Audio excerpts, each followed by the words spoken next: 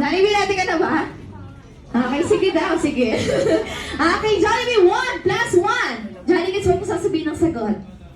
Okay, 2 tama ba, Jolly Kids? Paano naman kapag 2 plus 2? Sige nga, 2 plus 2 equals 4. Paano naman daw kapag 5 plus 5? Okay.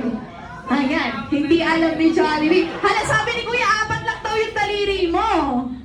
Paano masasagutin yan? 5 plus 5.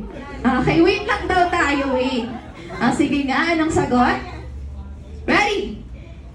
Okay, ano ba yan, Jollibee? Ang tagal naman. Okay, ready? 5 plus 5 is